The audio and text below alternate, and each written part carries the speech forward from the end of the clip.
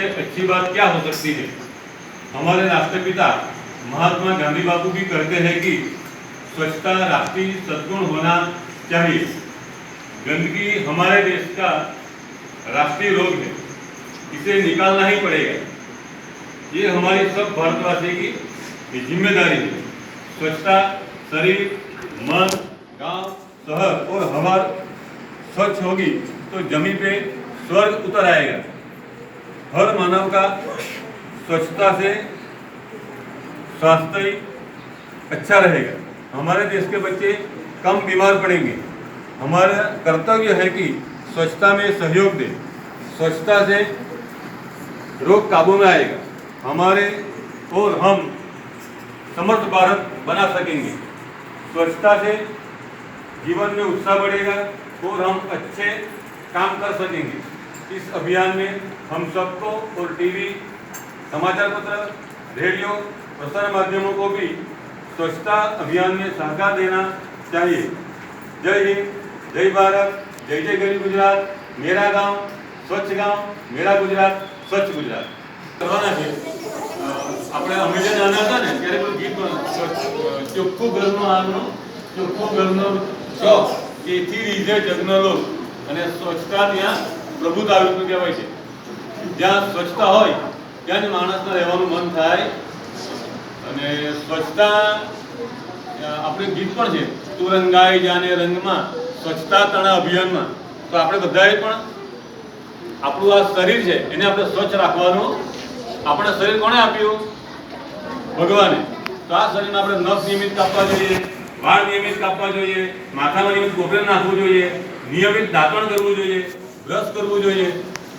આ રીતે શરીરની પણ આપણે બધાએ સ્વચ્છતા રાખવી। જો શરીર ગંદુ હોય તો કોઈને પણ ગમતું નથી। અને સુંદર બાળક, દેખાવડું બાળક, સ્વચ્છ બાળક હોય તો આપણને એને ઉચકી લેવાનું મન થાય। એટલે સ્વચ્છતા અભિયાનમાં આપણે આપણા ઘરમાં અને આપણે આપણી શાળામાં પણ જ્યાં પણ કચરો પડતો દેખાય કે આપણે ક્યાં નાખીશું? કચરાપેટીમાં।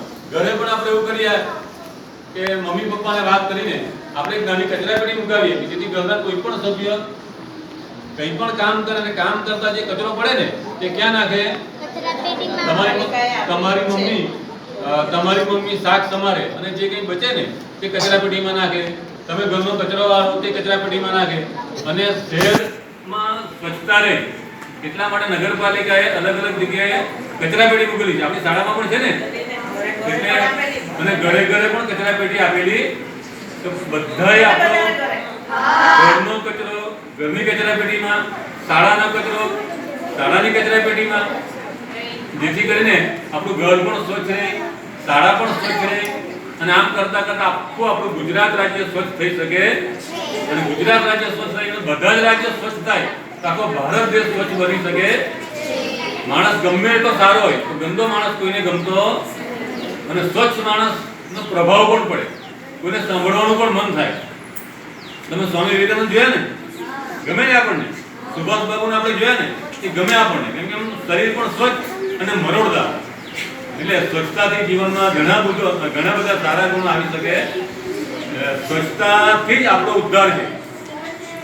અને સ્વચ્છતા આપણે આપણા જીવનમાં, આપણા ઘરના સભ્યોના જીવનમાં જો આપણે લાવવાનો પ્રયત્ન કરીશું, કપડાં પણ કેવા કરવાના? સ્વચ્છ ધોયેલા કપડાં કરવાના, બરાબર? એટલે આવી રીતનું દરરોજ આપણે સ્નાન પણ કરવું જોઈએ। શું કરવું જોઈએ? અને સ્નાન કરતી વખતે આપણે સાબુનો ઉપયોગ કરીએ, કોઈ એનો ઉપયોગ કરીએ, જેથી કરીને આપણું શરીરમાં ગંદકી ન થાય। અને ગંદકી ન થાય તો ચાંદા ન પડે, ચાંદા ન પડે તો આપણે બીમારી ઓછી આવે। જેટલા સ્વચ્છ રહીએ એટલી બીમારી આપણને ઓછી આવે।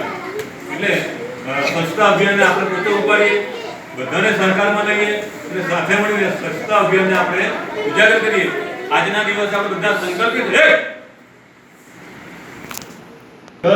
આપણી શાળા, આપણું ગામ અને આપણું રાજ્ય ગુજરાત રાજ્ય ભારતમાં નંબર 1 બને એવી આજે ભગવાનને પ્રાર્થના કરીએ। અને આપણે બધા સ્વચ્છતા અભિયાનમાં જોડાઈએ। એટલે હવે આજથી આપણે ઘરે જઈને જો કચરો દેખાય તો કોઈને કહેવાનું નહીં, આપણે ઉચકીને નાખી દેવાનો। કચરો દેખાય તો આપણે વારી કાઢવાનું, ઘરમાં જારા દેખાય તો આપણે જારા પાડી નાખવાનું। આપણે તો એક શીતળા માતા છે, ખબર? રાંધણ સત ને શીતળા સતમ જાય ને, એ શીતળા એક માતા છે। તમે જોજો શીતળા માતાના હાથમાં સાવરણી અને સુપડું છે। શું છે? સાવરણી અને સુકડું. એ માતા આપણને એમ સંદેશ આપે, તમારે જો મને ગમવું હોય તો સાવરણથી તમારું ઘર અને આનું ચોખ્ખું રાખો, અને સુકડું છે એનાથી શું ચોખ્ખું રાખવાનું? અનાજ. અનાજ જો આપણે ચોખ્ખું રાખીને અન્ન પકવીને ખાઈએ તો માંદગી ઓછી આવે. એટલે આપણે શીતળા માતાના હાથમાં પણ સાવરણી અને સુકડું છે.